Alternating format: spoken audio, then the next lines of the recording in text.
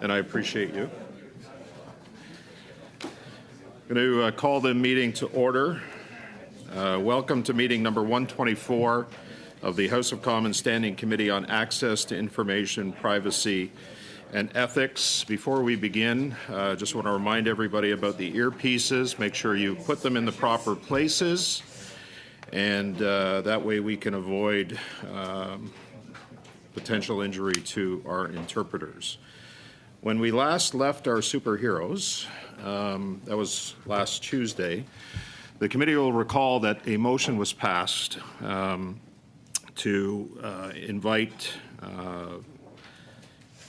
well, first of all, Stefan Anderson was invited, as well as Kirsten Poon. There was also within the motion the request for records, text messages, emails, etc., iMessages, instant messages for Stefan Anderson and Randy Boissonneau. So I just want to update the committee where we're at. I can tell you that immediately following that meeting, there were invitations that were sent to Ms. Poon and Mr. Anderson. There was a lot of back and forth that went on between the clerk and the two invitees. And unfortunately, they declined the committee request. I tried to get them here today. We tried to get them here this morning. Subsequent to that, I asked the clerk to make available additional time on Wednesday evening. And then, of course, Thursday morning, we have another meeting scheduled of the committee, at which point we heard back from Ms. Poon, and that correspondence was sent to the committee members this morning, that she is available the week of July 15th. To this point, on the subsequent invitation, we haven't heard back from Mr. Anderson, but the message that we heard from Mr. Anderson last week was that he felt it was short notice and that he was out of the country and that he would be available at some point in July. I'm not certain when that point might be, but it was at some point in July. So that's the status of where the invitations for the witnesses are right now. As I mentioned earlier, the committee did receive correspondence this morning. It was distributed after it was translated that Ms. Poon is available the week of July 15th. Still no indication about Mr. Anderson at this point, other than he is available in July. With respect to the phone records, the committee will recall that the motion did state within 7 days of the motion being adopted. This is the 7th day, and it certainly wasn't to the hour. So my expectation is that that we are going to get phone records, which was requested by the committee, text messages, iMessages, instant messages, call logs, etc., by some point today. Now, this morning, the clerk has been in touch with representatives from the minister, and he expects that that will be available to the committee by later today. But we still have not heard anything from Mr. Anderson, except for last week that he indicated that it should not be a problem for him to meet the request of the committee based on the motion that was passed. So, Madam Clerk, if I'm missing anything, I think that pretty much gets us up to date on where we are. So I certainly need some direction from committee where you want to go, given the information that we received this morning and the additional information that I've just given you. There were a lot, as I said, back and forth over the last week to try to accommodate the witnesses to appear today. So, Mr. Barrett, I saw your hand up first. Go ahead, please. Chair, I'd like to move that pursuant to Standing Order 108-1A, the committee summons the following witnesses to appear before the committee for no less than 1 hour together on the week of July 15, 2024.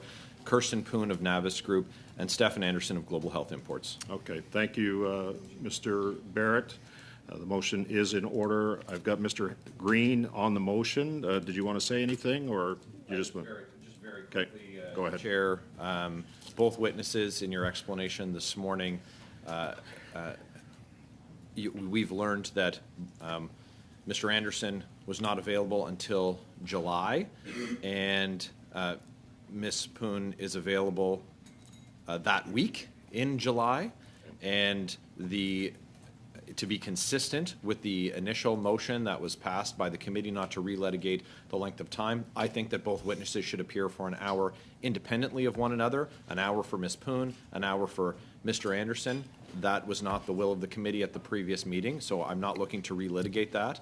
But if the committee is, this is going to be our last substantive opportunity to plan to get some answers on this question, and having Ms. Poon and Mr. Anderson both have an obligation to appear that week, knowing that they both have July availability, when members' availability is going to be limited during the month of July, or not previously planned time in Ottawa. This is incredibly important to get answers that have been dogging this committee for weeks now. We need to find out who the other Randy is, what Minister Randy Boissonneau's involvement was with Global Health Imports while he was serving as a minister, and of course what his ongoing interests are with Navis Group, a lobbying firm that lobbied his government that he was receiving payments from while serving in cabinet. This is an opportunity to do that. Okay, so I've started a list. I've got Mr. Green next.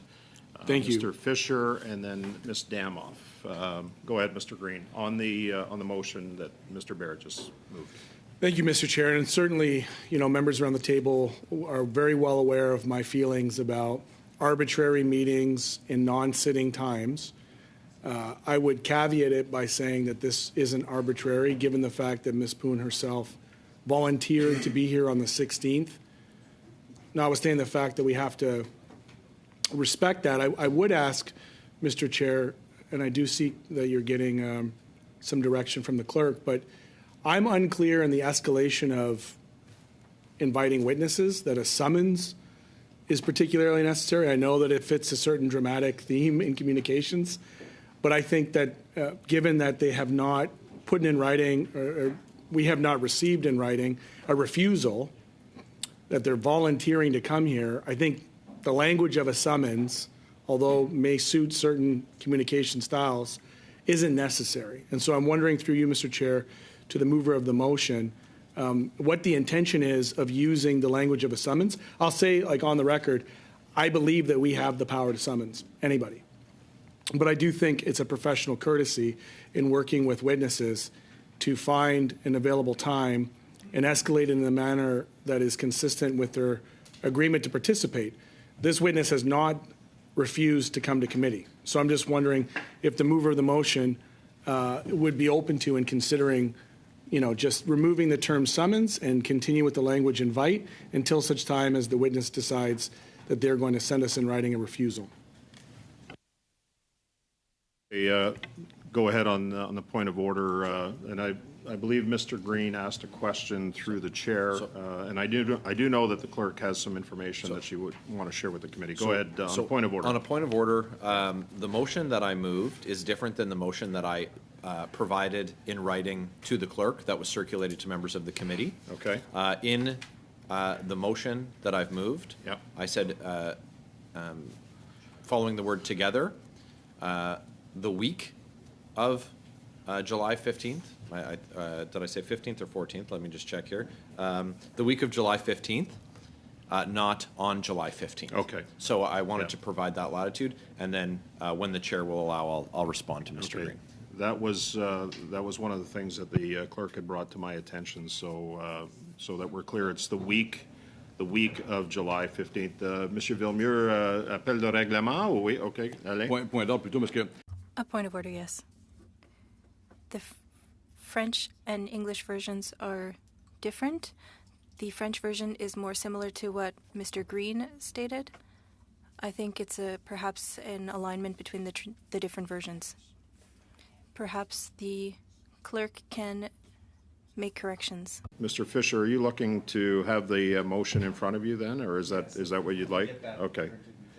Okay, just hang on a sec, okay? Here we go. Thank you.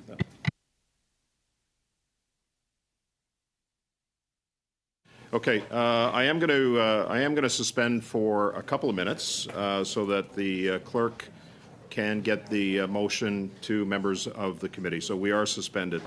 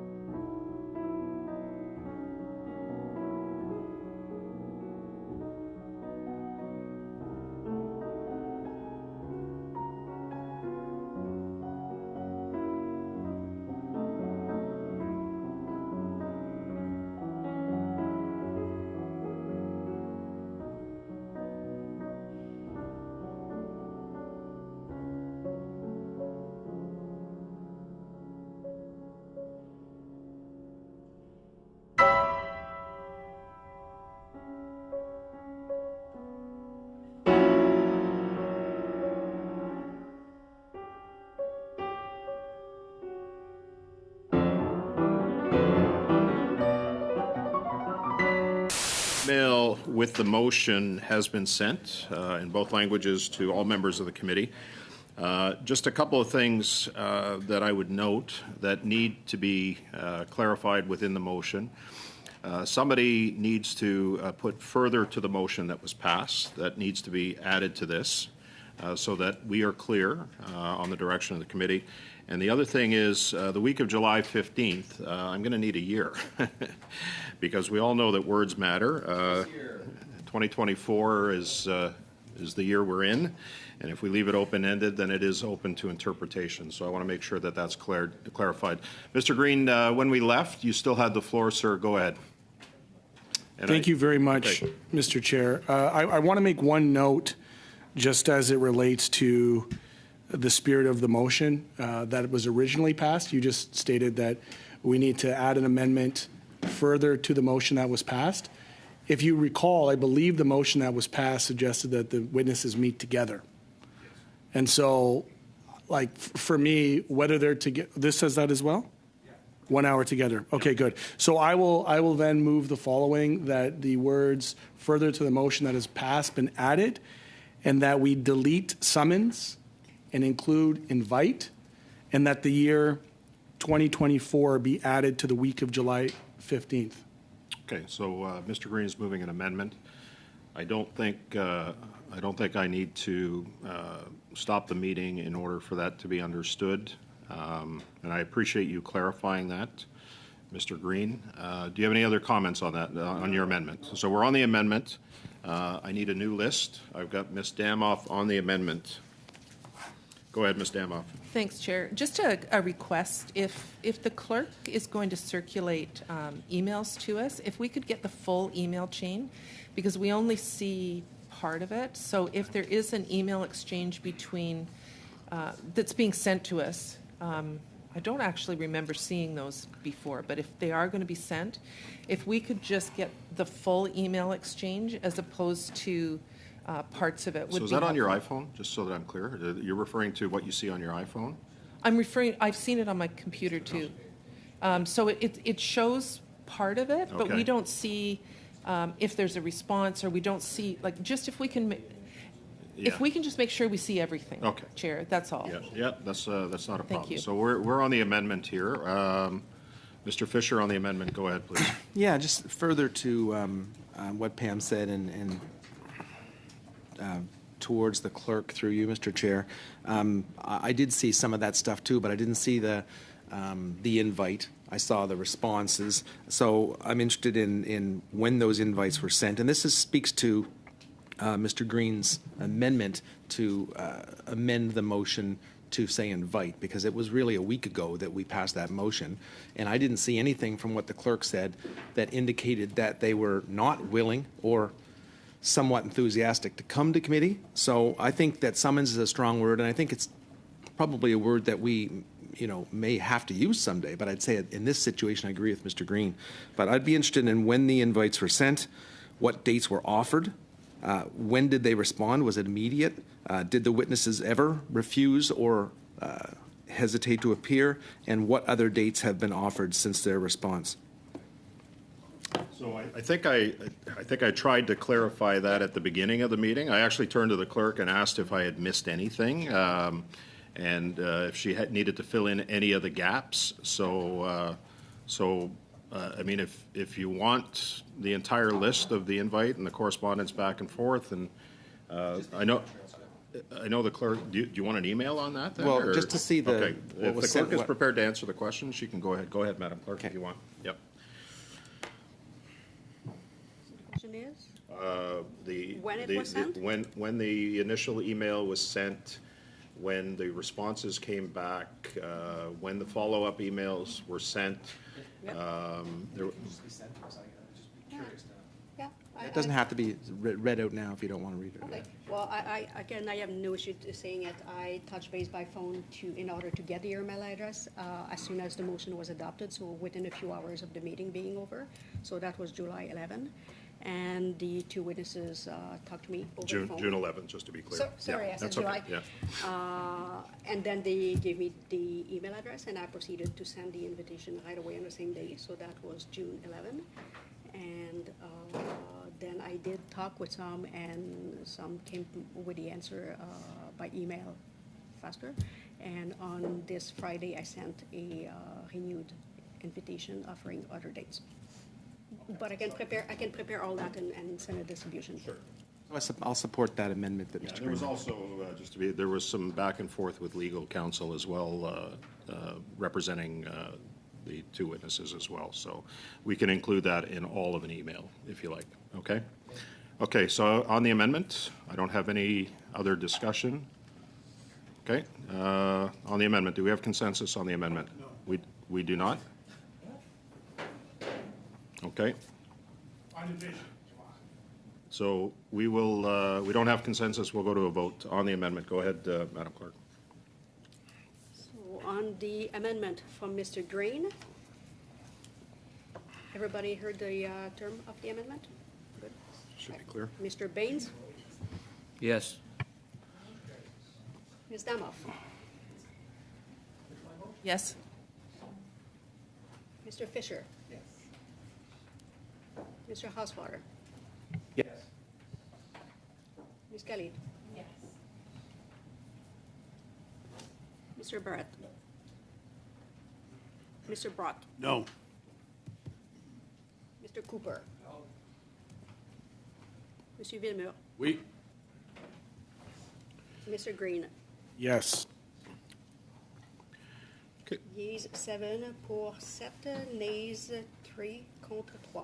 Okay, so the amendment does carry, so we are on the main motion as amended. I had a list going on the main motion. Mr. Fisher, I think you were on the top of that. You want to cede your time? Okay. Anybody else? I had Ms. Damoff, and then I had Mr. Villemur. Are we good? Main motion as amended? Okay. So we are voting, well, we're not voting. Do we have consensus on the motion as amended? Yes. We do? No. We're going to we're going to call the vote. Go ahead, Madam Clerk, on the vote. Mr. Baines? Yes. Ms. Damoff? Yes. Mr. Fisher? Wait. Mr. Hauswater? Ms. Kelly? Yes. Mr. Barrett? Yes. Mr. Brock? Yes. Mr. Cooper? Yes. Monsieur Villemur? Oui. Mr. Green? Yes.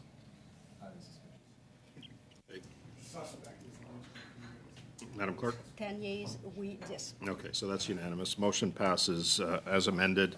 For the sake, just let me, for the sake of the committee, week of July 15th, I'm going to shoot for July 16th on the Tuesday, just so that everybody's clear. Okay, those are the date. That's the date that I'm going to propose to the witnesses. Okay, so it falls falls within the scope of the motion, and I'll do it in the morning as well. Okay. Just to be clear, that's the offer that's going to go out. Mr. Green, go ahead. Thank you, Mr. Chair. I'd like to move a motion Go ahead. that notwithstanding the week of July 16th, as per the usual practice of the House of Commons, standing committees, that the Standing Committee for Ethics shall not meet during Parliament's summer recess unless the requirements of the 106.4 of the standing orders are met. You said the week of July 16th. The 15th is the Monday. So, right? You It meant doesn't even have to be in the motion. I'm just saying that Okay, all right. I'm accepting that week because of the work we just did. Okay. We're in committee business. The motion is in order. Debate. Mr. Green, anything to say? I think the motion is self-explanatory. Okay. Anybody else? Yeah. Mr. Barrett, go ahead. Chair, I think it's important that we recognize that the standing orders of the House allow for chairs of committees to use their prerogative to call meetings when necessary and within the mandate of the committee. I think that as a opposition chaired committee, that it's incredibly important that this is an accountability committee, and so often we see that.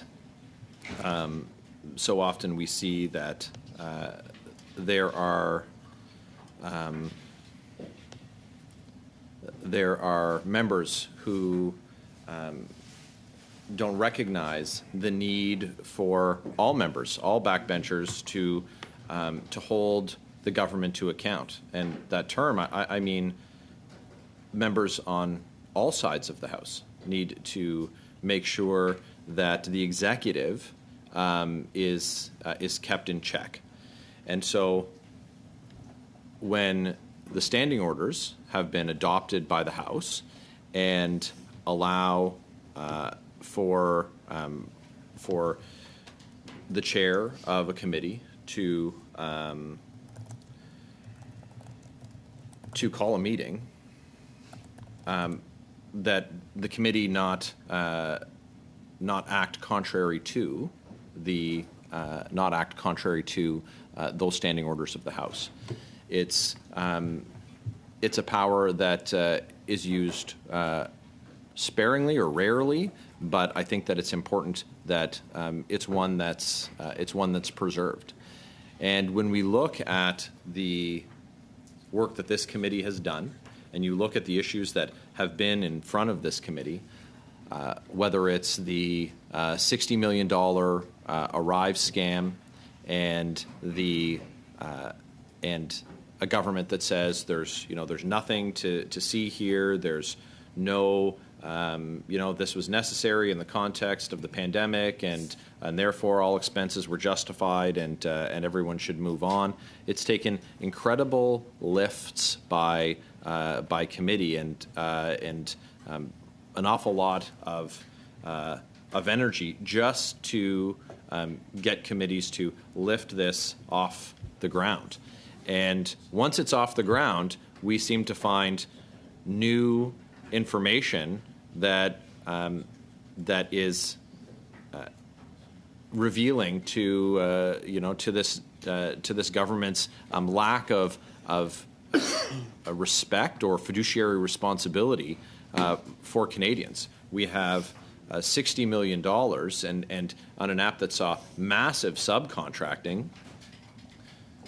30% of those subcontracted fees were for people who did no work on the app, and that is that's not acceptable, especially in the context of Canadians who are struggling to pay their bills and struggling to just get by. And this committee has been seized with on multiple occasions ethical scandals involving the Prime Minister. Again, important work done by this committee, whether it was the Trudeau Report 1, where the Prime Minister was found guilty of breaking the Conflict of Interest Act, and the not just in one instance, but multiple sections. I think 4 sections of the Act for illegal vacations taken to Billionaire Island, where he was joined by the then president of the Liberal Party, who's now a Liberal MP, was joined by the Labour Minister, and joined by Mr. Pitfield, the gentleman who he just relieved of a real estate burden at taxpayer expense. That came from the work of this committee, that we were able to expose and challenge the narrative that the government was putting forward. Again, with the Trudeau 2 report, much work was done at this committee.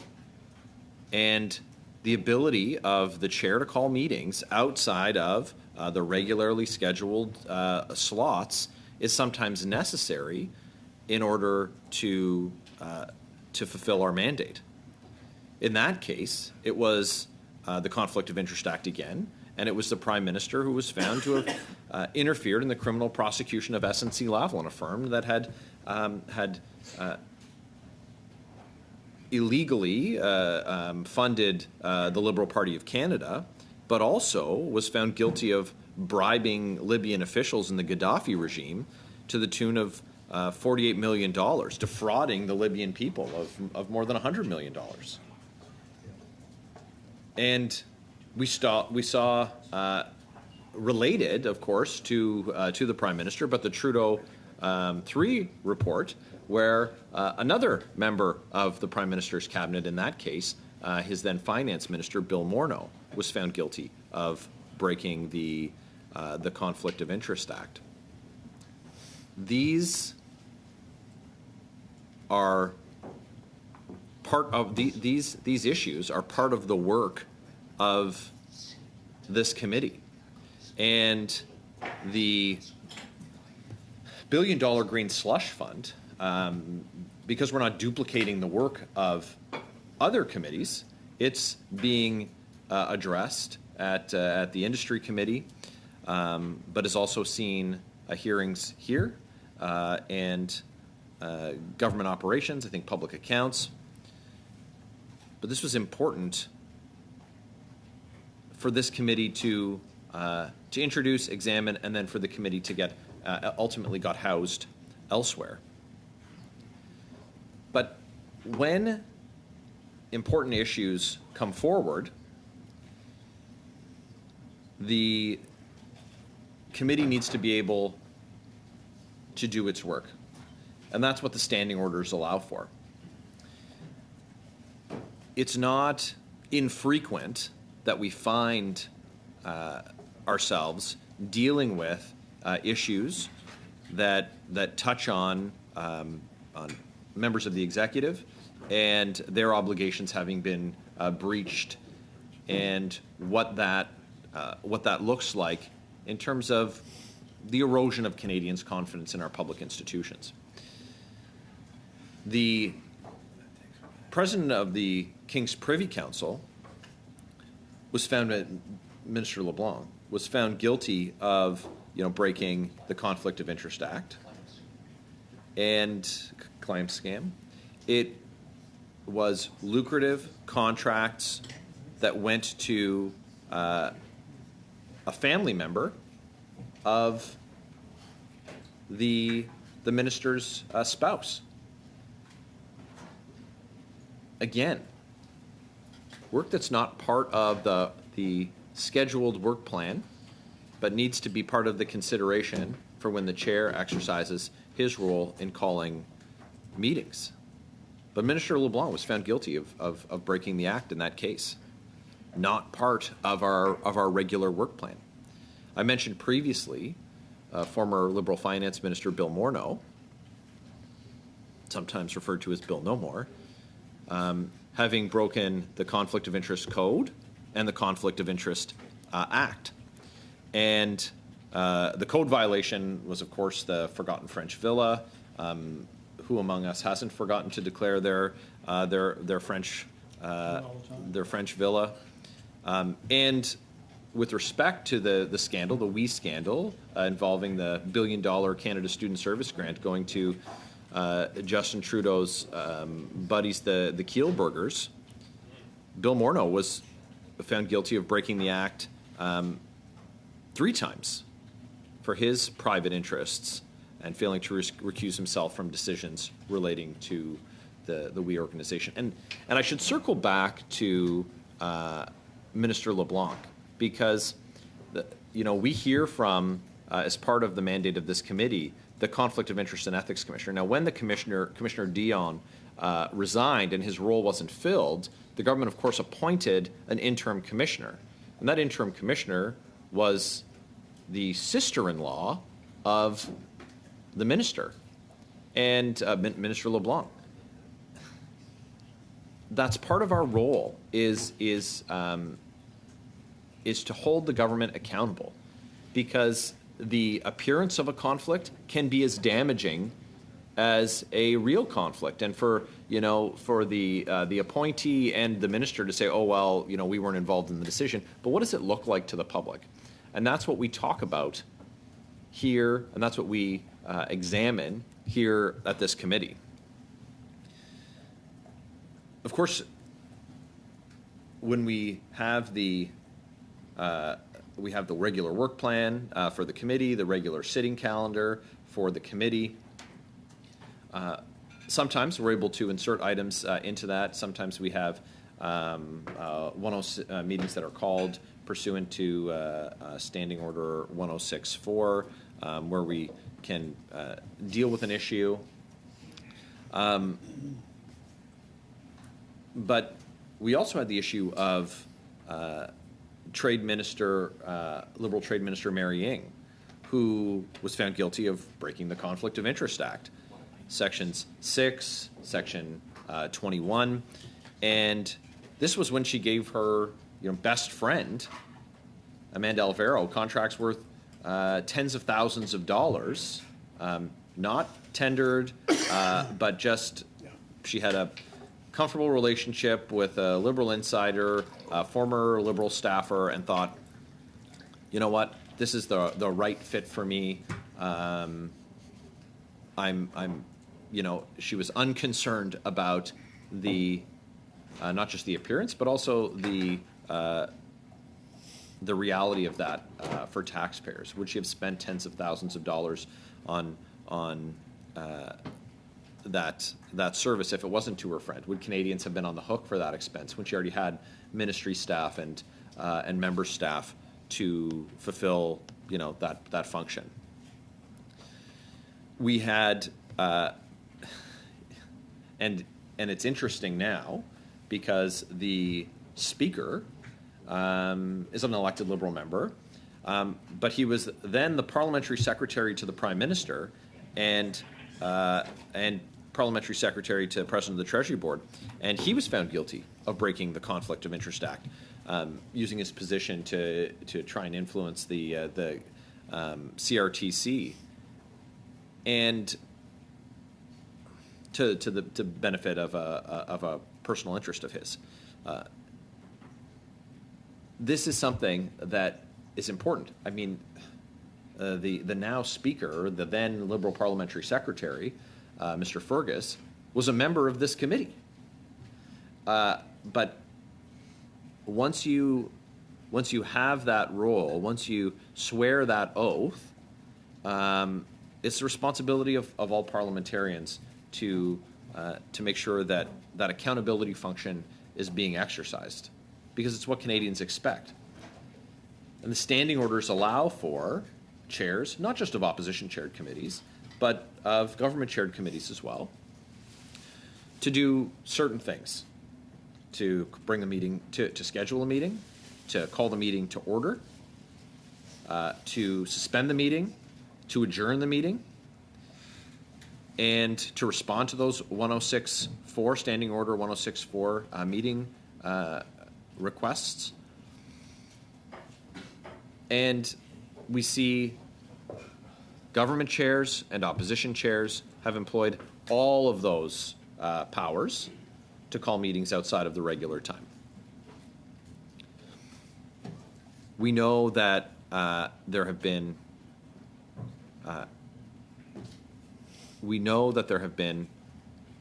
instances where it's been essential that this committee step up and respond to something that's in the public interest at that time, and to examine the issue. And sometimes where there's smoke, the fire's gone out, but sometimes we find out that where there's smoke, there's actually an inferno. And that is very often the case. And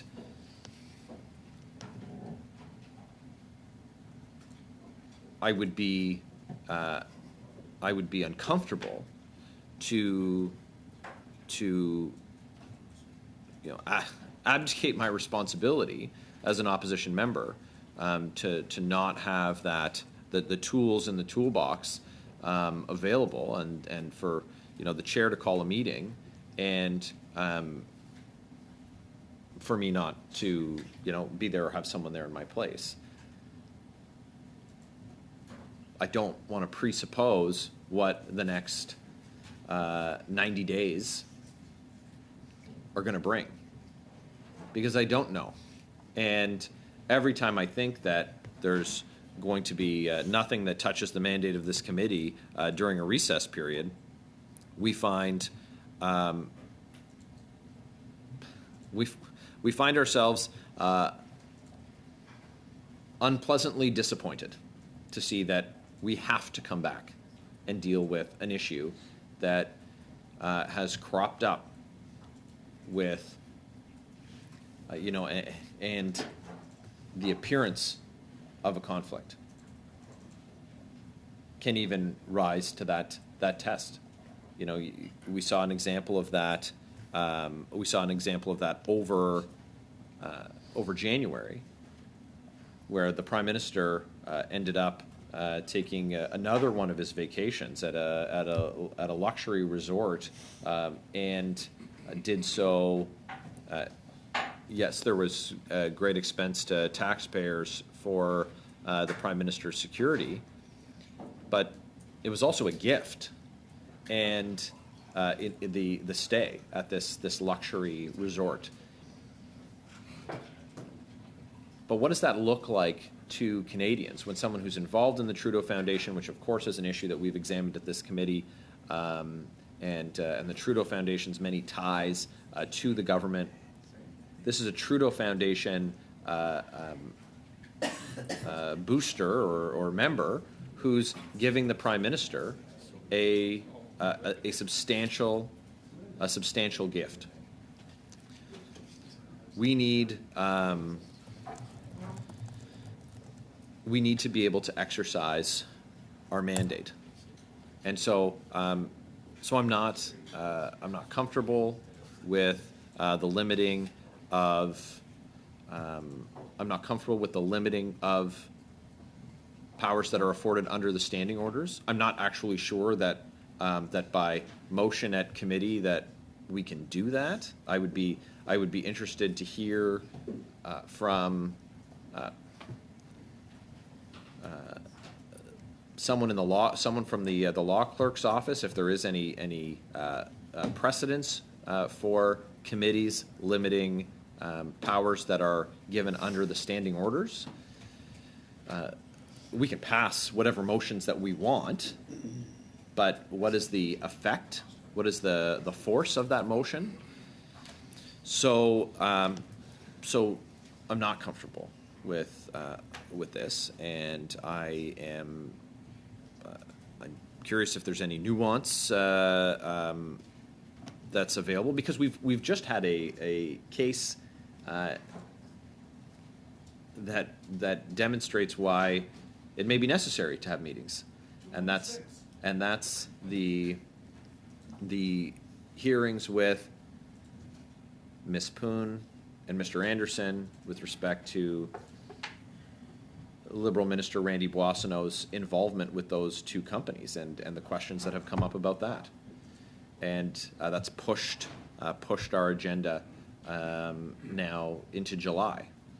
And so it's important that we keep all of the tools that are available to us in the toolbox. I think it's an open question whether or not this is a power that the committee has to limit powers that are given under the standing orders. So I'll take a look at the motion. Listen to what the other members have to say, if anyone else has anything to say about it, and but just at first blush, I'm just based on the important work that we have done, the work that we can do. I don't think that I'm comfortable supporting this motion. Thank you, Mr. Barrett. I have a list. The list includes Mr. Brock, next Cooper, Ms. Damoff, Mr. Green, suivi par Monsieur Villemure. Mr. Brock, you have the floor on the motion. Go ahead, sir. Thank you, Chair, and I thank my colleague, Mr. Barrett, for his thorough review and rationale as to why he personally has concerns with limiting the ability of this committee to do its important work. And at first blush, I really don't need time to review the content of my colleague, Mr. Green's motion, because I'm certainly not in favor of that. we have to take a step back from time to time and remind ourselves why we're here. And we're here because Canadians in our constituencies voted to put us here, to be their voice, to do the necessary work, not only within our communities, but also here in the nation's capital. And we're all privileged to be on this particular committee, one of the most important committees that government operations have, because we are in the position to study the actions of others and to determine whether or not laws have been broken. And Canadians expect us to do the work year-round. They certainly understand the necessity of having personal time with our families. And when you take a look at the actual parliamentary calendar, we have an abundant amount of time to spend not only with our families, but with our constituents. In fact, it's a running sort of point of contention between myself and my spouse, who quite often is supportive of the work that I do here on the Hill, but misses the old Larry Brock, where although he could be busy throughout the day in courts, you miss him too? Thank you. She and my children had comfort in knowing that I would return to the house in the evening and wake up in the house in the morning.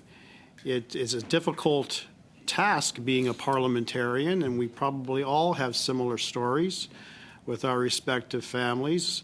It's an ebb and it's a flow, and there are good times and there are bad times, but ultimately the job entails us to be away at significant points of time. But when you look at the entire calendar, and this is how I justify it to my spouse, quite often goes in one ear and out the other, but I think she listens to it and understands the rationale. I'm actually working here in Ottawa less than I was actually inside a courtroom. We have a very generous summer break. We have an extremely generous Christmas break. We are off at Thanksgiving. We are off at March break, often 2 weeks at a time. We are off during the May holidays. So when you take a look at the actual amount of time we are here doing the work of parliamentarians, it really begs the question that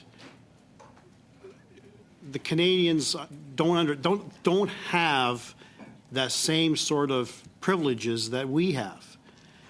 They're working largely through the entire year, and depending on the nature of their employment, they might be able to secure 2, 3, maybe 4 weeks of summer holidays throughout the entire year, the usual statutory holidays throughout the year. Parliamentarians are different. So when I take a look at the nature of this motion, what message am I communicating with my constituents that my 2.5 months of summer vacation is more important to me and to my family than doing the work of parliamentarians here in Ottawa, particularly when we've got dark clouds of unethical, scandalous, and corrupt behavior by this government. There was a point in time in the last 6 or 7 months where I often remarked, pretty much every other week or so, another scandal erupts from this government. But lately, it's almost on a daily basis. There are nuances that are coming out of scandals that we have been studying in numerous committees. And I just read a recent report in one of the nationals that made the conclusion, or drew the conclusion that I totally agree with, that unfortunately this is just the tip of the iceberg at the level of this corruption in the Justin Trudeau government. So I can well imagine, without even taking a straw poll of constituents in my riding, if I said my 2.5 months trumps the purpose by which you sent me to Ottawa, they would be appalled at that. And I think as adults and as parliamentarians, we can talk and walk, we can chew and walk, chew gum and walk at the same time, is what I'm trying to say. We can spend the quality time that we need with our families. We can spend the quality time that we need in our constituencies, but we can come back from time to time to do the important work of this committee to get to the bottom of these scandals. I'm not saying that we're going to complete this, Mr. Chair, by the end of the summer, but by completely shutting off our ability to conduct work unless it's an emergency under 106.4, I think misses the point. And as I've indicated, I have been party to a number of committees where I have been parachuted in to examine the multitude of scandals. And let's face it, even on the SNC Lavalin scandal, okay, we haven't even got to the bottom of that yet. We had the RCMP commissioner, and I can't remember the actual date, but I believe it was this committee, before I was a permanent member of this committee. We invited the RCMP commissioner to attend, and it didn't meet the agenda of the Liberal Party of Canada. It didn't meet the agenda of the members opposite to me. And I seem to recall that it may have been even on a break week, because this committee has sat on a number of occasions during break weeks. And I remember the RCMP commissioner, before he even had a chance to give his opening statement, a motion to adjourn was brought by a Liberal member, and it was granted, because it didn't fit with their narrative. And their narrative has been, literally since Justin Trudeau took government, is there's nothing to see here. Absolutely nothing to see here. We've made mistakes. We've offered partial apologies. But trust us when we say there's nothing to see here. I can't accept that. And I know my colleagues on this side of the room can't accept that either. On the SNC matter, lingering questions. And I know that I'm going to have the ability, hopefully, at some point today, depending on the length of time by which we are voting this afternoon, to try to try to close the circle and deal with the hanging threads with the RCMP commissioner, who's coming to public accounts for 2 hours. And I know he had testified here earlier, but there were a number of outstanding questions that were not answered satisfactorily.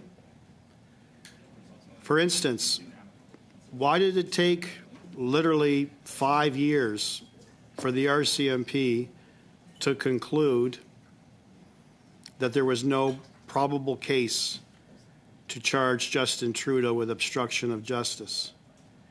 And the convoluted way that they tried to demonstrate the inability to close out their investigation from a former prosecutor's perspective, it was challenging to truly appreciate what they were saying.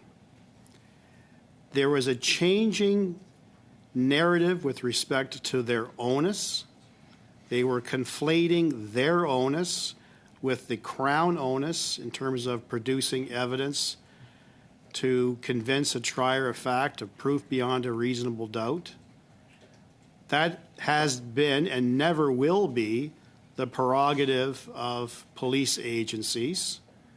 Their sole mandate, which is an extremely low standard, is there reasonable and probable grounds? For instance, is there reasonable and probable grounds to believe Justin Trudeau should be charged with the criminal offense of obstruction of justice?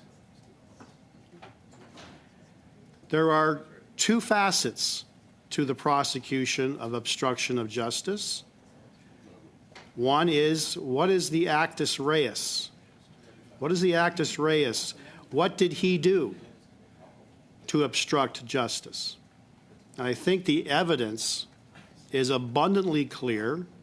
It's unchallenged.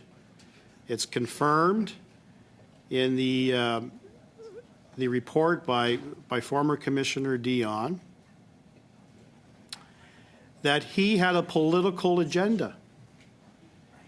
And he knew that there was a tool available to his then first Indigenous female Attorney General, Minister of Justice, to intervene in the decision made by the Director of Public Prosecutions not to offer SNC-Lavalin, who is facing corruption and bribery charges, very serious charges in this country for which, upon conviction, could have landed executives serving a prison sentence. He wanted Jody Wilson-Raybould to deviate from her prosecutorial independence and intervene in that decision to offer the deferred prosecution agreement. This was in September of 2017. And for those who remember, and I know that my colleague, Mr. Cooper, actually had the privilege of questioning Jody Wilson-Raybould at committee, and that was followed up with her writing a book. I have read that cover to cover. And it's appalling at the lengths by which our Prime Minister crossed the line between interference, obstruction, and allowing her to exercise her independence. She made it abundantly clear to him during that first meeting. That first meeting in September, for those who have read the book, and she may have highlighted this in her testimony, was to discuss a number of other issues, particularly her priorities as it relates to Indigenous matters. Justin Trudeau came into that meeting red hot. He had no intention of discussing any other issue, particularly Indigenous issues, other than SNC-Lavalin. He reminded her of a couple of things. He reminded her of a pending provincial election in Quebec that he felt would be very problematic if this multinational corporation was still subject to criminal prosecution in Canada. And more importantly, and damning, I would suggest, he reminded Jody Wilson-Raybould that he was the member for Papineau, the riding by which SNC had its headquarters. And when Jody said, "Are you asking me to make a decision contrary to a decision I already made? Are you interfering in my decision?"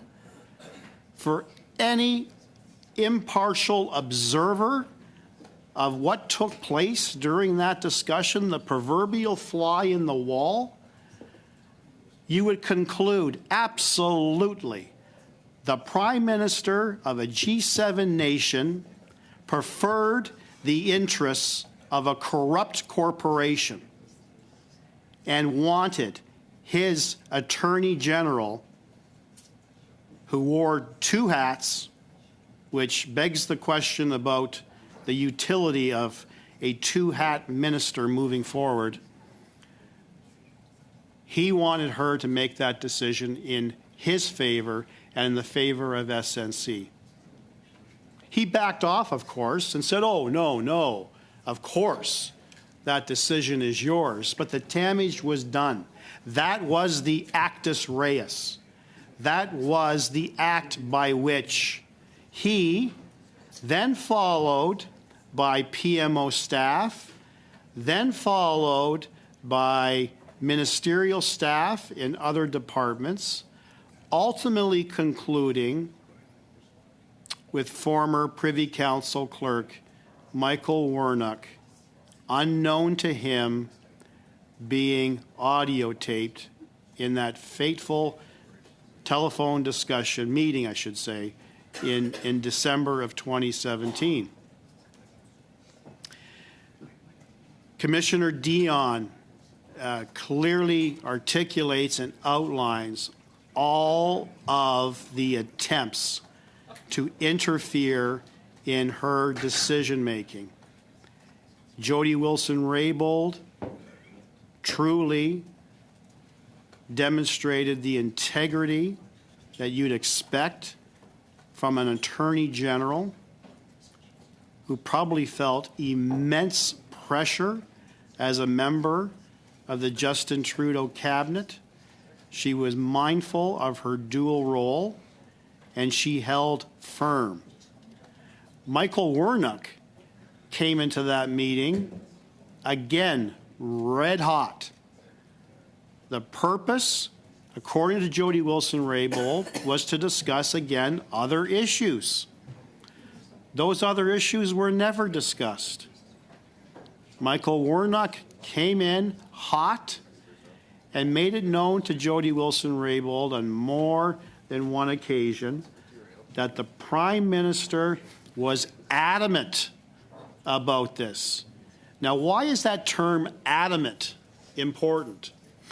For the lawyers in this committee, you'll remark, for those who practice criminal law, about the second aspect of prosecutions. We talked about the actus reus.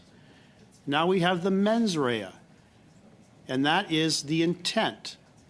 And the obstruction of justice is a specific intent offense. So when Michael Warnock comes in to this meeting red hot and references the Prime Minister on more than one occasion being adamant that he is going to find a solution one way or another, is indicative of intent. That is the only plausible legal definition of what the Prime Minister had instructed Michael Warnock to do. Now, Michael Warnock testified and would have everyone believe, as nonsensical as this is, that he took it upon his own self to initiate the meeting. And he was not directed by the Prime Minister in any which way or form to, again, put that final element of pressure on her, which is just preposterous. No one believes that. He lied. So when I take a look from a former prosecutor's perspective, the charge of obstruction of justice, I'm mindful of the case law that exists in this particular area, and I can't remember the name of the case, but it came out of the Supreme Court of Canada, which set out the essential elements to the offense of obstruction, and it made it abundantly clear that success to the obstruction is not necessary. An attempt is all that is necessary. And that's exactly what we had in this particular case. Jody Wilson-Raybould held her own, maintained her position, never deviated from that position. Next thing you know, she's facing a cabinet shuffle. Again, a preposterous explanation offered by the Prime Minister and his government that it was because of the sudden resignation of Treasury Board President Scott Bryson? Was she the only high-profile minister that could have filled that role? I don't think so. No one believes that for a minute. She was demoted because she had the audacity to say no to Justin Trudeau. Take a look in history to all the MPs who've said no to Justin Trudeau, who proclaims that he is a feminist prime minister. Another blatant lie. Let's take a look at MP, I'm going to probably mispronounce her name. Is it Selena Chavez? Selena Cesar Chavez. Okay? Had great difficulty with the Prime Minister during her entire tenure. Ultimately felt that he was pressuring her in ways that she was completely uncomfortable with. Again, this feminist Prime Minister showed her the door, just like he ultimately showed our first Indigenous Attorney General.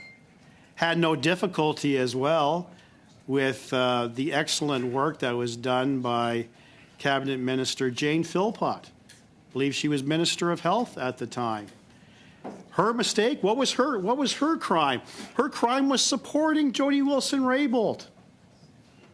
Supporting her and suggesting that no, the Prime Minister was completely out of line.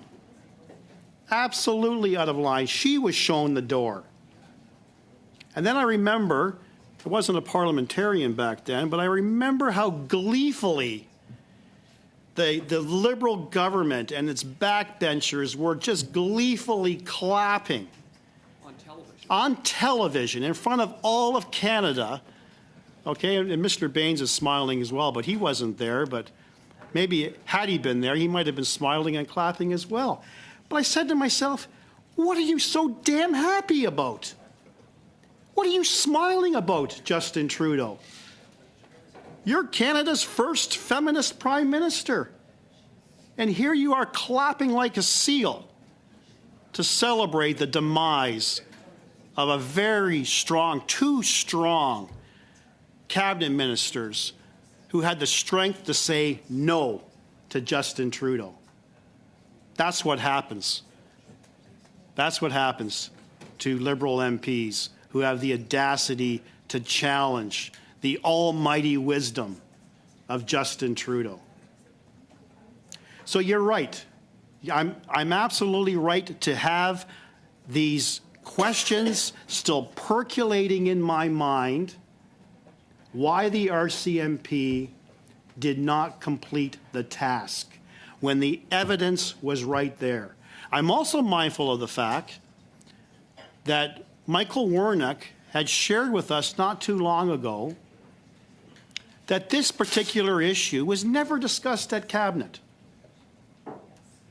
Wonder if people remember around this table that actual piece of evidence. It was never discussed at Cabinet, yet we heard from the RCMP Commissioner that his request for documents were blocked by Justin Trudeau and the government because of Cabinet confidences. Well, if there were no discussions at Cabinet, then there were no confidences.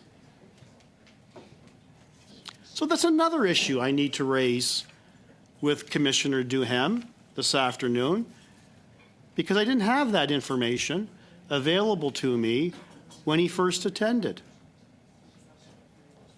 Why was it important for Commissioner Dion to interview 14 people, literally anyone who had something to say about the SNC-Lavalin matter?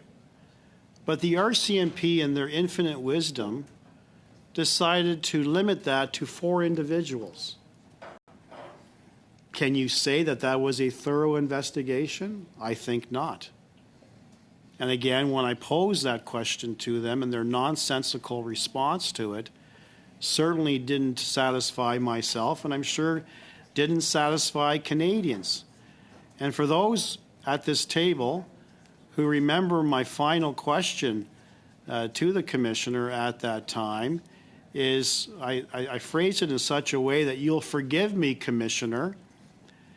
when I say to you that your handling of this investigation can only lead to the inevitable conclusion that there exists a two-tier level of justice in this country, particularly as it relates to Justin Trudeau.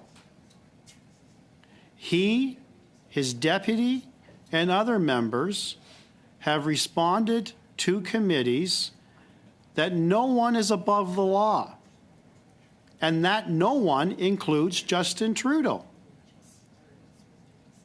And although no sitting prime minister has ever been charged with a criminal offense, the RCMP has left the door slightly ajar.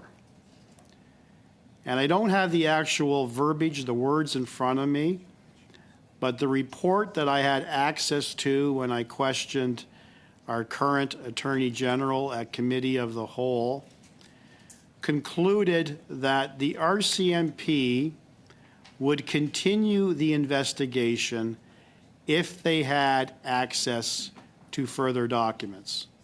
I'm going to explore with the Commissioner what that means when he attends. We've already satisfied the issue regarding cabinet confidences that obviously was not discussed. And what does it say to Canadians? What does it say to Canadians under investigation? Can they simply refuse to cooperate with law enforcement? Would they have the same ability to shut down an investigation like Justin Trudeau did by simply refusing to hand over documents? I think Justin Trudeau is the only Canadian in this country that has that ability. And apparently that's okay with the RCMP. I can tell you emphatically, Mr. Chair, that it's not okay to Canadians. Absolutely not. As I've indicated at the outset, the obstruction of justice charge is not a difficult prosecution. And I put this to the Commissioner that I've actually I've dealt with cases where the police have investigated a historical homicide, have put together thousands of pages of disclosure, a trial that literally took maybe a couple of years to start, a trial that may have lasted 30 or 45 days. I have personally completed far more serious prosecutions than an obstruction of justice charge. So it really begs the question, why did they delay for the years that they did, other than they had no political will to charge as sitting Prime Minister? Are they truly independent? Well, the RCMP Act may differ on that issue. Section 4 of the RCMP Act makes it abundantly clear that they report to the Minister of Public Safety.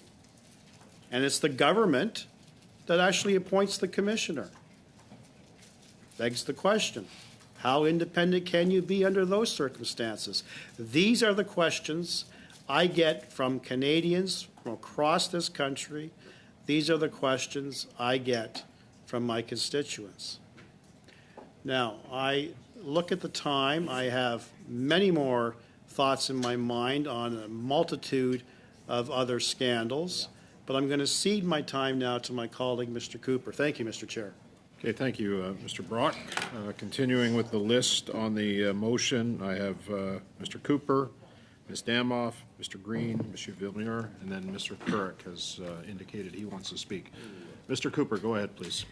Well, thank you very much, Mr. Chair, and I would make a few observations with respect to this motion that has been put forward by Mr. Green. First of all, this motion is not unique to this committee. This is part of a coordinated campaign between the Liberal government and their NDP coalition partner, in which, once again, the NDP is doing the bidding of the Liberals. We have a Prime Minister and a government that are in chaos.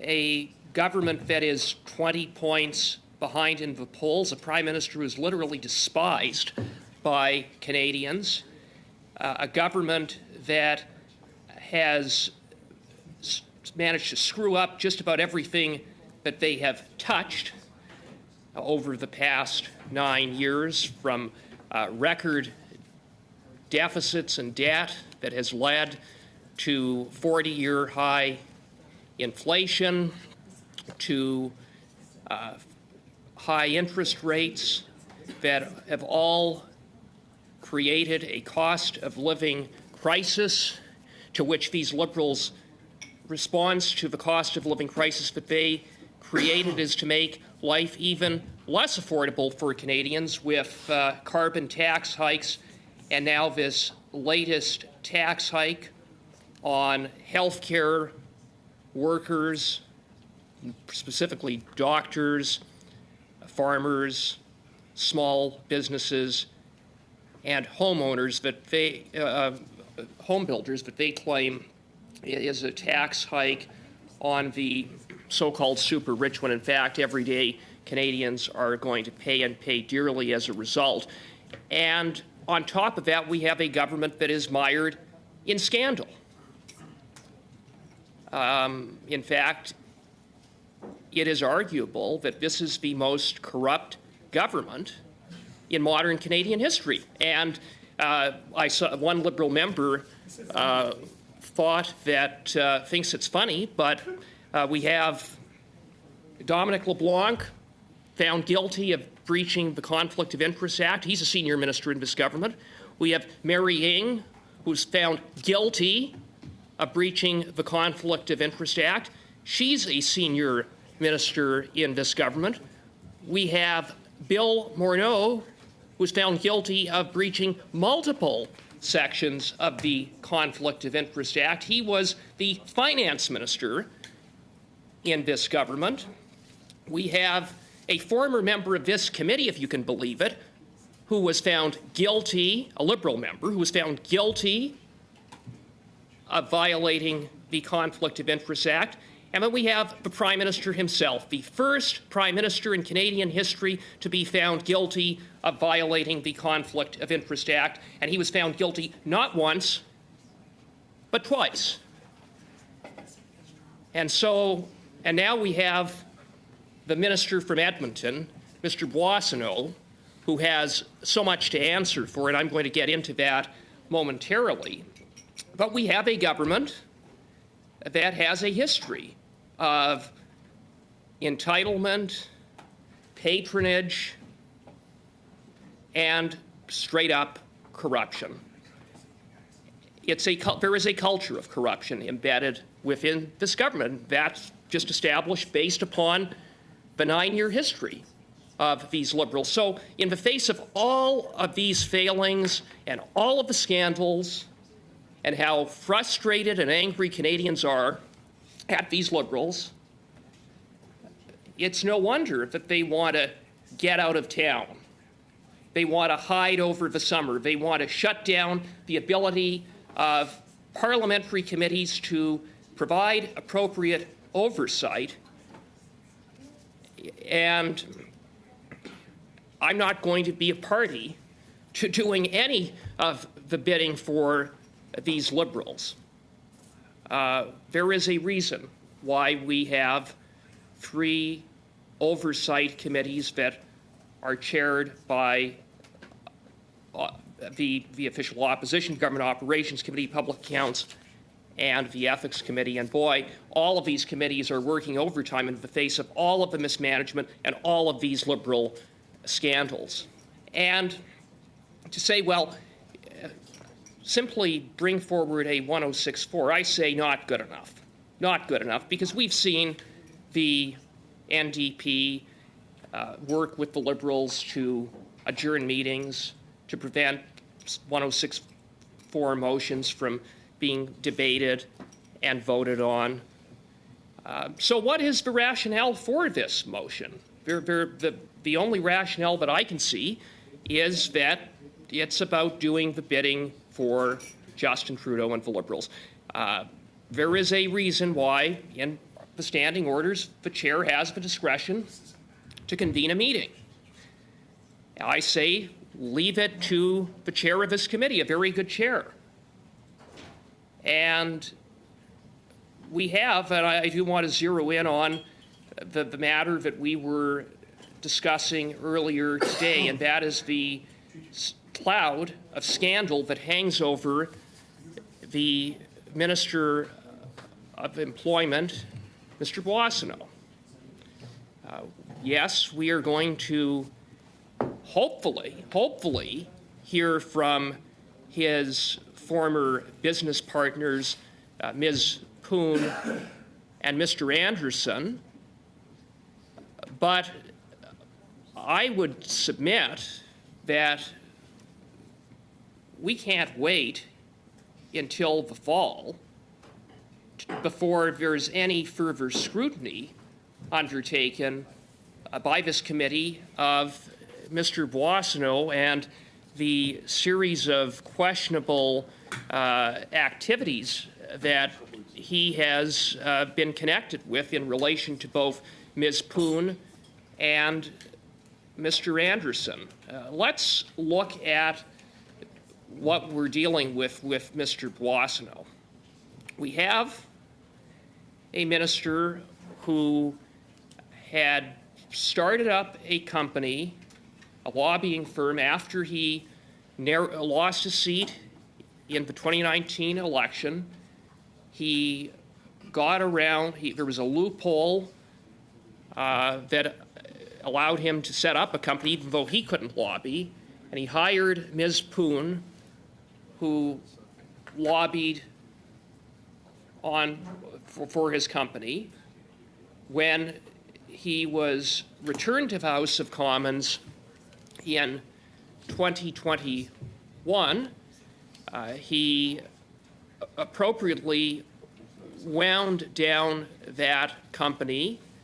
Ms. Poon took over, but Ms. Poon then set up her own lobbying firm that was lobbying this government, that was lobbying Minister Boissonnault's own department, and that had received $110 million in government contracts as Ms. Poon's company was paying Mr. Boissonnault. Mr. Boissonnault was not transparent. In fact, he attempted to hide his connection to Ms. Poon's lobbying firm by, in the declaration that he made to the Ethics Commissioner, in which he hid behind the numbered company, not the name that the company or the lobbying firm, the company held itself out as. As a result, the Ethics Commissioner was unaware that the firm that was paying Mr. Boissonnault was lobbying his department and other departments within this government in securing contracts. Mr. Boissonnault said, well, there's nothing to see here because the payments that he was receiving from Ms. Poon's lobbying company were in relation to accounts receivable from work that he did prior to his election, except for the fact that he never did any work for Ms. Poon's company. So why is he being paid by Ms. Poon's company, a company he did no work for, a company that was lobbying his department, that was benefiting handsomely in securing $110 million in contracts. Mr. Boissonnault has provided no explanation for why he was being paid by Ms. Poon's company. It doesn't add up. We need to probe that. We also need to understand why it is that, you know, Mr. Boissonnault hid behind a numbered company. Why was he not transparent? Was it just a sloppiness on his part? Now, he says that he was cleared by the ethics commissioner. He hasn't been cleared by the ethics commissioner. And when he was asked about whether he's been cleared by the lobbying commissioner, as far as I understand, it's on the lobbying commissioner's radar, this issue. So there are many questions to be asked of Mr. Boissonnault in regards to what is, at the very least, a very questionable arrangement of having one's business partner lobby the department of the minister who's connected to that individual who's being paid by that company as that company is securing money from the federal government for clients. But then there is the issue around Global Health Imports Corporation and the question of where's Randy? Who is Randy? This is a company that Mr. Boissonnault set up just at the beginning of the pandemic. He had no experience in the PPE business, neither did Mr. Anderson, whose career was that of a hockey coach. But amazingly, they set up this company right at the time of the pandemic and began to secure millions of dollars in government contracts for PPE. Raises some questions about how they managed to pull that off.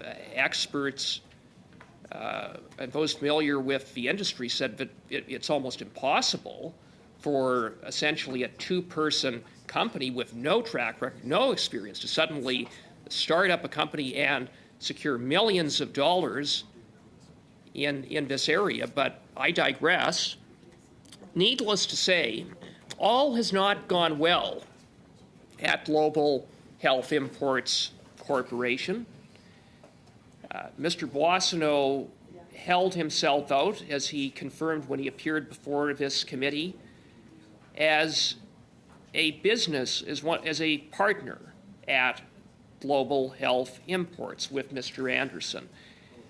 Global Health Imports did not appear, well, I shouldn't say didn't appear because there are judgments to back it up, did not operate as, as a good business, an ethical business. This is a company that has been hit with $7.8 million in judgments by Alberta courts for ripping off clients. $7.8 million in judgments by Alberta courts in respect of a company that Mr. Boissonnault held himself out as a partner at, and continues to have a 50% ownership in. Now, what does that say? Before getting into what the bigger issue is involving Mr. Boissonnault, just on that basis, what does that say about the standard of ethics within this Liberal government?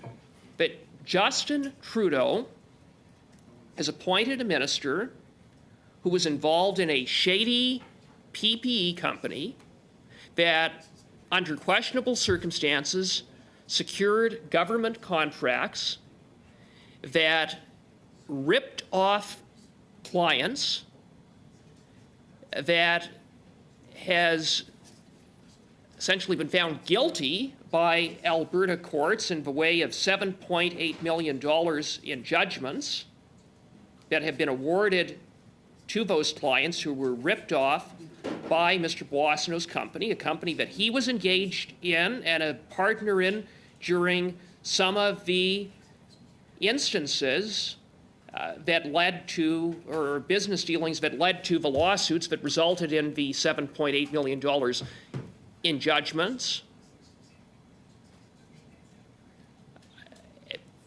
The fact that there is a minister in this government that was involved in those kinds of shady business dealings, who has a 50% interest in a company that is on the hook in judgments in the amount of $7.8 million, I would think would be enough to say, Mr. Boissonneau, you're done. You're fired. You don't meet the standard, the ethical standard of serving in the federal cabinet. But again, Mr. Boissonneau is not an outlier in this government when it comes to ethical misconduct. As I said, Dominic LeBlanc, guilty. Mary Ng, guilty. Bill Morneau, guilty. Greg Fergus, guilty. Justin Trudeau, guilty twice.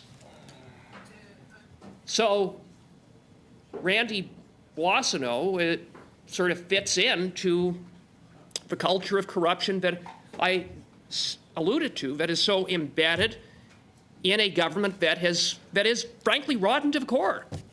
Rotten to the core.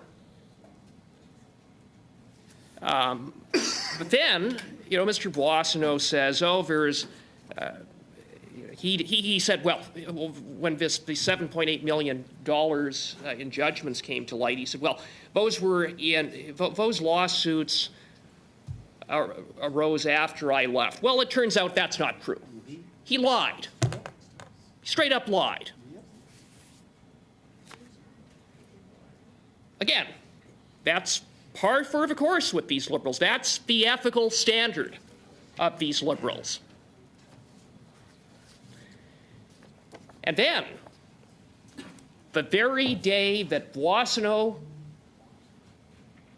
was set to appear at this committee, where he was going to peddle the falsehood that he had been cleared by the ethics commissioner, Global News broke a story in which there were text messages from his then business partner at Global Health Imports, Anderson, of texts from Randy. Now, the text from Randy amounts to basically a shakedown of a client from California who is suing, another one of the many companies and those who've had the misfortune of doing business with Global Health Imports, who have commenced a lawsuit for fraud against Global Health Imports. Global Health Imports, the context of his text message is that you have Randy Boissonneau writing to Anderson saying that the California-based client, the Gowie Group, better wire over what is equivalent to a $500,000 Canadian deposit for the purchase of PPE. According to the Gowie Group, and there are records of it, they transferred the $500,000 to Mr. Boissonneau and Mr. Anderson's company. And then the PPE never arrived. Global Health Imports just didn't deliver it. And then, mysteriously, some might say not so mysteriously, the warehouse of Global Health Imports was burnt to the ground weeks after the $500,000 was wired over to Global Health Imports company. Burned to the ground. The Edmonton police have concluded that it was likely arson. One might wonder who was responsible for that arson. Global News reported that Anderson spoke about paying vendors after his company received insurance money. Just another coincidence. But so you have a minister that is involved in this very sketchy company.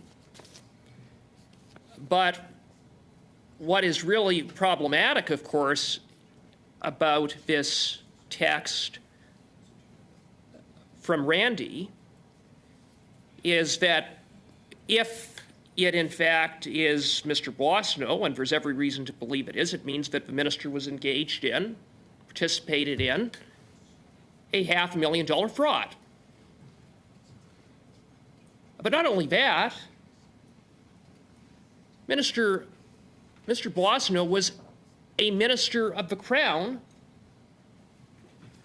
on the date of the text messages and when this fraudulent transaction occurred that Global Health Imports orchestrated and Anderson orchestrated.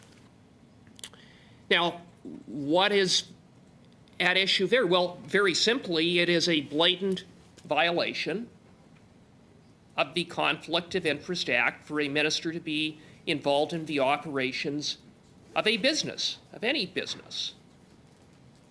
Mr. Boissonnault can retain ownership, but he cannot be involved in the operation of the business.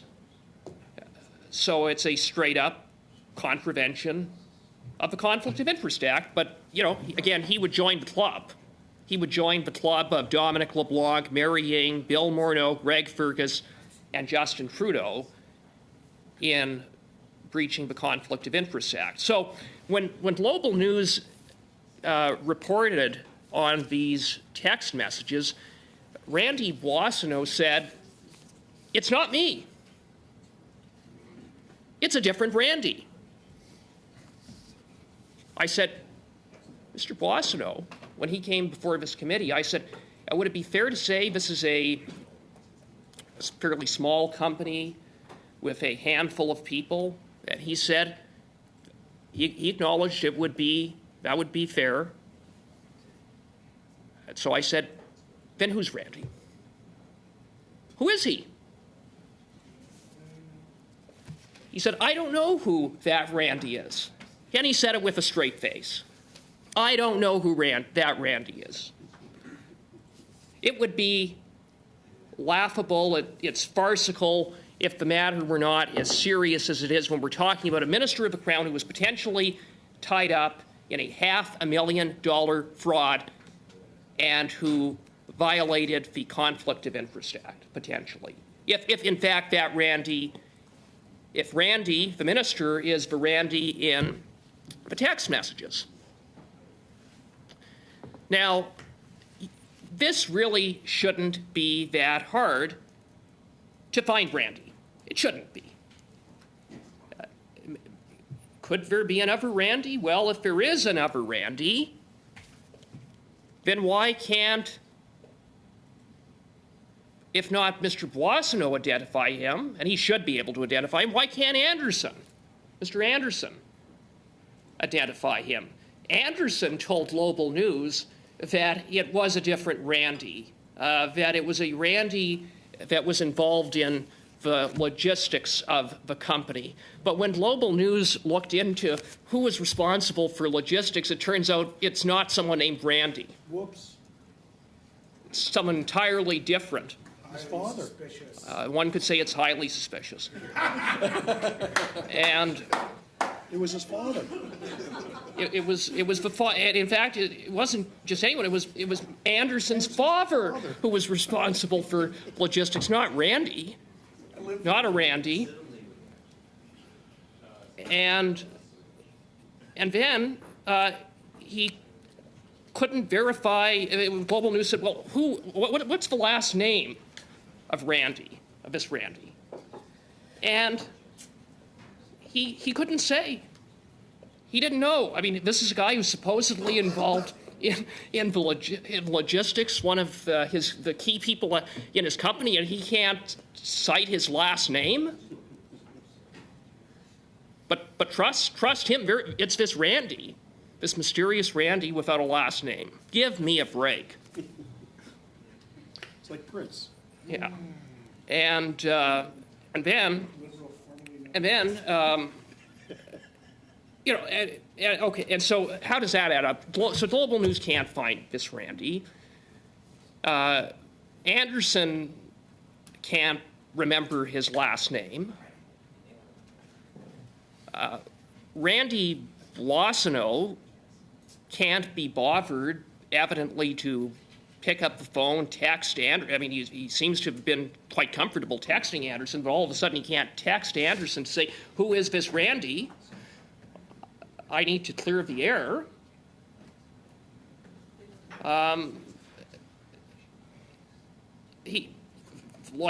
Could Anderson not pour over all of the employment records of like 5 people that work at the company to find this mysterious Randy?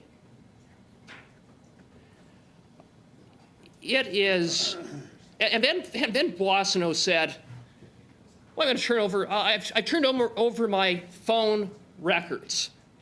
He went to this committee. He actually stood in the House and said he had turned over his phone records to the committee. Turns out, another lie from Randy. They all confirmed it. Another lie from Randy.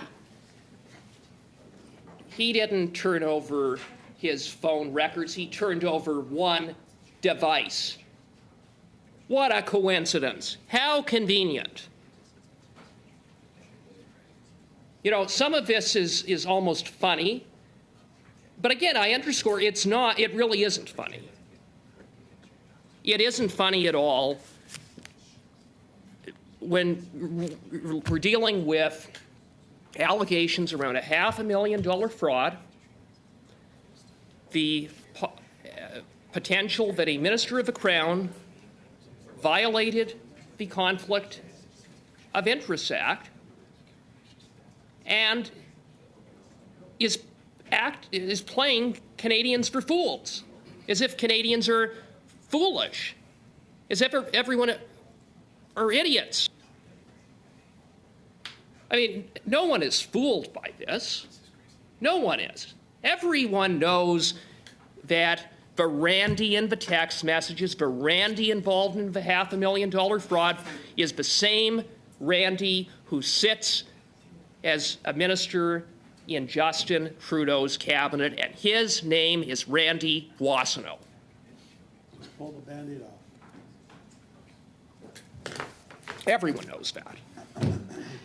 And it speaks to how little respect Justin Trudeau and his ministers have for Canadians, how little respect they have for the law. They think they're above the law. They think the law doesn't apply to them. Dominic LeBlanc didn't think it applied to him. Mary Ng didn't think it applied to her. Bill Morneau didn't think it applied to him. Greg Fergus didn't think it applied to him. Justin Trudeau didn't think it applied to him. And Randy Boissonneau doesn't think it applies to him. Mr. Chair, we need to get answers. When Mr. Boissonneau came before this committee, he didn't answer any real questions. He wasn't fully truthful. He, in some instances, lied outright. In other cases, he sort of gave no partial answers or non-answers, interrupted, all to avoid accountability. And it was not a pretty spectacle what this committee saw. But it was another example of how this government operates and the ministers in it. And so we need to keep probing. We need to continue to hold hearings. And yes, it's good.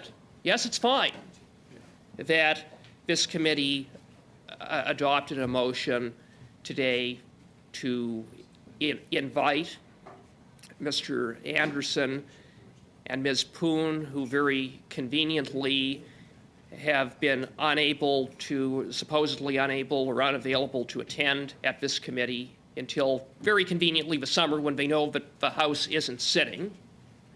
But, we've dealt with that. We have a motion. We passed it today. That's fine. But I don't think it should take, after that, a 106.4 to continue the probing on this very, very serious matter. A matter that if the Randy in the text messages isn't the same Randy who is the minister in Justin Trudeau's cabinet, the air would have been cleared long ago. And so I say we need to leave it to the chair.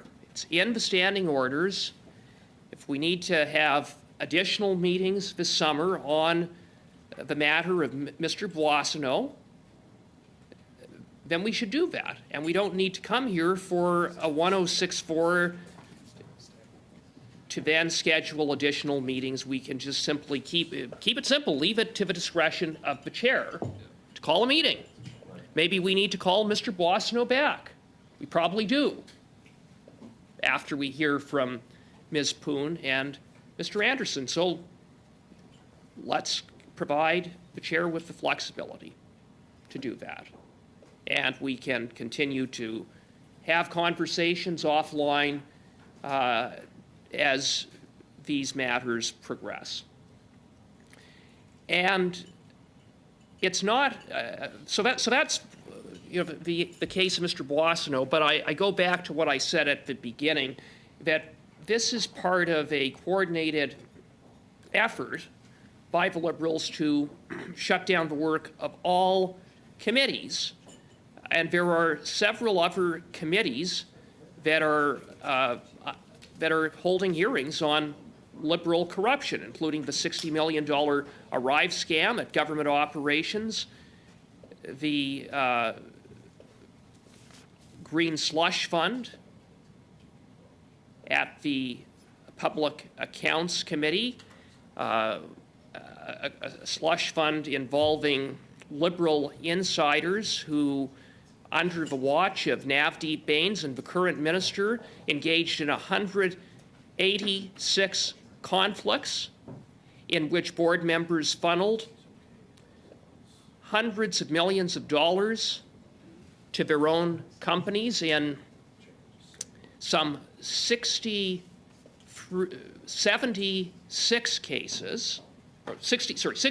cases involving $76 million.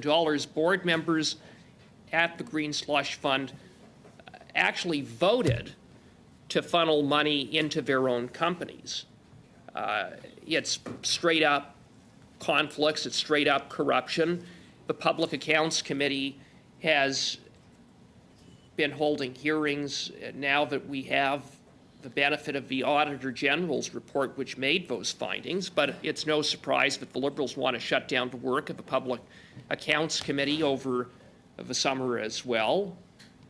And I get it. I get it as to why they want to shut things down. They don't want to have to deal with all of these scandals that they have to somehow justify and defend. But I can't understand why the NDP would be a partner of the Liberals in this regard. I guess the reason is part of the fact that they're in a coalition with the Liberals, propping up the Liberals, and not only on matters of policy, but in terms of it covering up their corruption. Now, Mr. Chair, I think this committee, it's a very busy committee. It's a very busy committee after 9 years of Justin Trudeau. And Mr. Brock is going to be questioning this afternoon the commissioner of the RCMP on, among other things, the SNC Lavalin scandal, another massive scandal involving this prime minister. It's a scandal that I'm quite familiar with because I sat on the Justice Committee when the Justice Committee held hearings on SNC, and we heard from Jody Wilson-Raybould, who appeared at our committee in the spring of 2019 in what was truly a historic day, and historic and not in a good way, but when she came before the committee and she spoke about all of the times that she was pressured by Justin Trudeau and those around him, including Mr. Wernick, the clerk of Justin Trudeau's personal department, the PCO, as well as Katie Telford, the Prime Minister's Chief of Staff, Gerald Butts, the Prime Minister's then Principal Secretary. She was repeatedly pressured to interfere in the criminal prosecution of SNC Lavalin, and she laid that out in detail. And the RCMP did launch an investigation into what happened during SNC, and Mr. Brock detailed the fact that it took them 5 years, and then they, for reasons that are not fully understood, shut down that investigation, an investigation that, among other things, looked into whether the Prime Minister obstructed justice. Now, one of the things that is important to understand about the RCMP's investigation into Justin Trudeau is that the investigation was obstructed by Justin Trudeau. And that was confirmed when the RCMP came before this committee, including the RCMP officer who headed the investigation. And how the Prime Minister has obstructed the RCMP investigation was by hiding behind cabinet confidence in refusing to turn over key documents to the RCMP, documents that the RCMP had requested be turned over to them, and the RCMP determined or requested those documents because the RCMP determined that they were absolutely material to determining whether, in fact, the Prime Minister obstructed justice. Now, to provide a little bit of background on what the RCMP requested and the Prime Minister refusing to turn over the documents, and how and what the Prime Minister did turn over versus what he didn't turn over, you have to go back to the spring of 2019. And you have to go back to before Jody Wilson-Raybould came before committee. She essentially had a gag that had been placed over her by the Prime Minister, and at the time having to do with cabinet confidence. So she said, look, there's a lot I'd like to talk about in terms of what went on behind closed doors, but I can't because of cabinet confidence. And I can remember the day that Bill Morneau brought down the budget in 2019. We said, shouted at him, let her speak. Let her speak. Take the gag off Jody Wilson-Raybould. Well, in the face of significant political pressure, the Prime Minister partially, and I did, but not fully. Prime Minister lifted or waived cabinet confidence up until Jody Wilson-Raybould was shuffled out as the Minister of Justice. What she could not reveal, what cabinet confidence has not been lifted, is what happened from the time that she was shuffled out of the portfolio of Minister of Justice and Attorney General to the time that she was fired from cabinet altogether by Justin Trudeau. Why does that matter? Well, according to the RCMP, when they appeared before this committee, the strongest theory that the Prime Minister obstructed justice was that he removed Jody Wilson-Raybould as Attorney General and installed a new Attorney General because that Attorney General, that new Attorney General, would make a different decision than Jody Wilson-Raybould. In other words, the new Attorney General would do the Prime Minister's bidding. That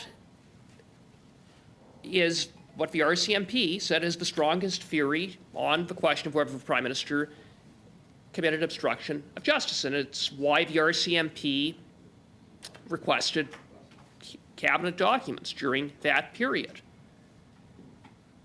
And the RCMP did confirm at committee that, yes, that period is absolutely material to determining whether the Prime Minister obstructed justice.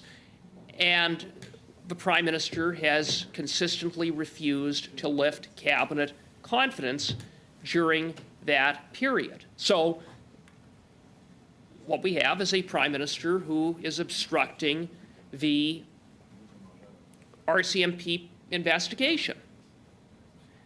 Now, one can draw conclusions why. Jody Wilson-Raybould has said there are things that she said she would like to say, but she can't about that period. The RCMP says all of that evidence is material to getting to what is the strongest theory that the Prime Minister obstructed justice. And could it be that the Prime Minister is hiding behind cabinet confidence because there's evidence, strong evidence, that he obstructed justice? I would submit or suggest that that is the case. I mean, it doesn't take a rocket scientist to figure out that the Prime Minister, if he didn't cross the line of obstructing justice, he came right up to the line in sort of the best case scenario for the Prime Minister. Chair?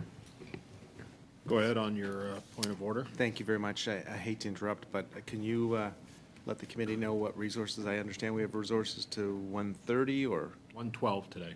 1:12? Yeah, so we have maximum of 2 hours. The meeting started at 11:02. We suspended for 10 minutes, and that brings us to 1:12.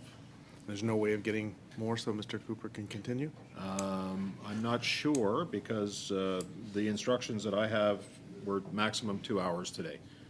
So, hold on.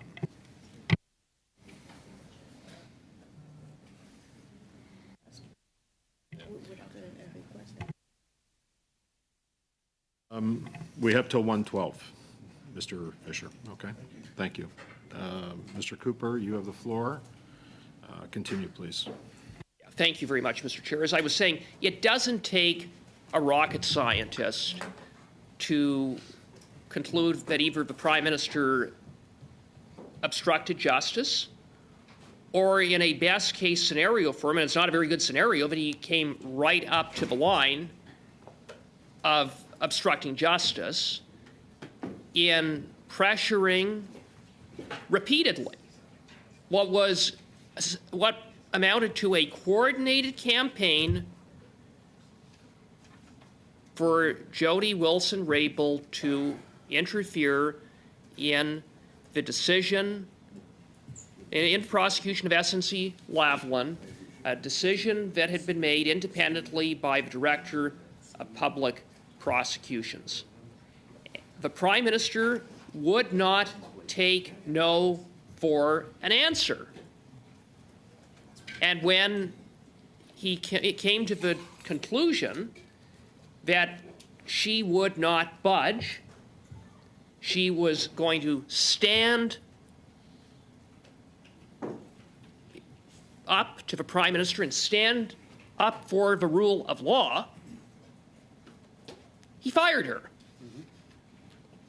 And then he covered up, and is now covering up, the evidence that the RCMP says it needs to complete their investigation. As I said, if the Prime Minister didn't obstruct justice, he came right up to the line, and I would emphasize in that regard that no matter how you look at it, Justin Trudeau doesn't come off favorably in this. He may very well have broken the law, a criminal code, serious offense under the criminal code, but at the very least he engaged in behavior that was completely unethical. He engaged in behavior that fits by every definition corruption. But it goes back to what I was saying earlier, that there is this culture of corruption within this government. And it starts at the top. The corruption starts at the top, and it starts with the Prime Minister. I have no doubt that the culture that we have seen is a direct result of what the standard that he has set. That the Conflict of Interest Act doesn't apply to me. That I'm, as the all-powerful Prime Minister, going to put pressure on my Attorney General to interfere in a prosecution, but I don't think should go forward, notwithstanding that the Director of Public Prosecutions made the independent determination that that prosecution ought to go forward. That I'm going to fire my Attorney General when she stands up for the rule of law. And I can get away with it because I'll just cover it up, just hide behind cabinet confidence. And, my colleague Mr. Brock talked about Jody Wilson-Raybould and Jane Philpott when they were kicked out of the Liberal caucus. Justin Trudeau invited the media to come. They found out, I think, basically through the media. Point of order, Mr. Chair. Go ahead on your... I know it's 1:11 and you're going to get ready to gavel down, but I would request that you suspend the meeting rather than adjourn it, just like we did last time we didn't finish debate, so we can get to a vote at the next meeting. Thank you. Okay. Thank you for that. Go ahead, Mr. Cooper. Yeah, thank you, Mr. Chair. And Justin Trudeau invited the media to watch the spectacle of Liberal MPs who, as Mr. Brock said, acted like trained seals and gleefully cheered on the Prime Minister, cheered on the Prime Minister's corruption. Okay, Mr. Cooper, I'm going to have to cut you off there because we have reached the maximum of our resources. The challenge, Mr. Fisher, with that is if I suspend and we don't have a meeting on Thursday, then that suspension carries over to the summer, and that provides all kinds of difficulties for the committee and me as the chair. So the meeting is adjourned.